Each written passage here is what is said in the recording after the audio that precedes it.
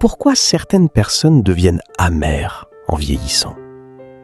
Pourquoi, avec le temps, certains semblent fatigués de la vie, presque comme s'ils avaient abandonné? On dit souvent qu'ils devraient simplement être plus positifs.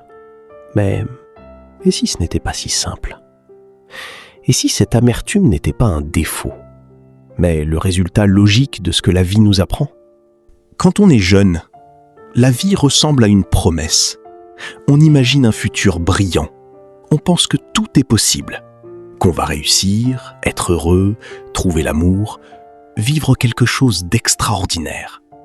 On se voit déjà dans une belle maison, avec une vie parfaite, entouré de personnes qu'on aime. À ce moment-là, tout semble ouvert, comme si le monde nous appartenait.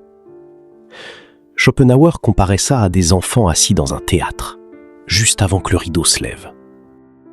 Excités, impatients, convaincus que le spectacle va être incroyable. Mais la vie ne se passe pas comme prévu. Avec le temps, on accumule des déceptions, des échecs, des blessures. Certaines disparaissent, mais d'autres restent. Et petit à petit, l'image qu'on avait de la vie commence à se fissurer.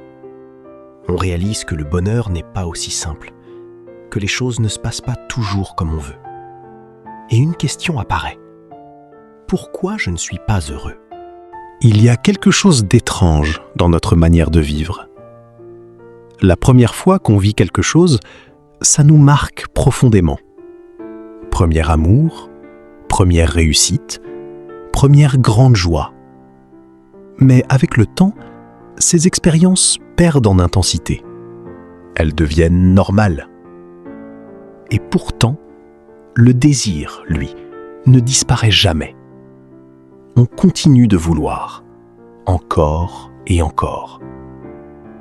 Schopenhauer appelait ça la volonté de vivre.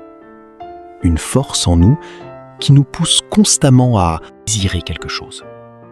Mais dès qu'on obtient ce qu'on veut, la satisfaction disparaît et laisse place à autre chose, l'ennui. Alors on cherche autre chose, encore, et le cycle recommence. Avec les années, on ne fait pas que vivre.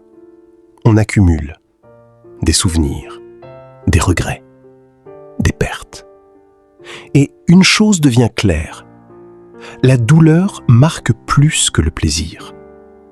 Un moment de bonheur passe vite, mais une souffrance peut rester des années. Schopenhauer disait que la douleur est une expérience positive, parce qu'on la ressent intensément, alors que le bonheur n'est souvent qu'un moment où la douleur s'arrête. Une pause, rien de plus. À force de vivre, certains commencent à voir à travers l'illusion. Les choses qui faisaient rêver avant ne font plus le même effet.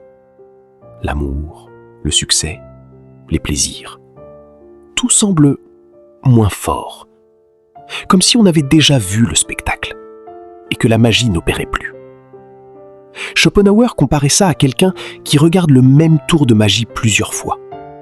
Au début, c'est impressionnant. Mais après, on comprend le truc. Et l'effet disparaît.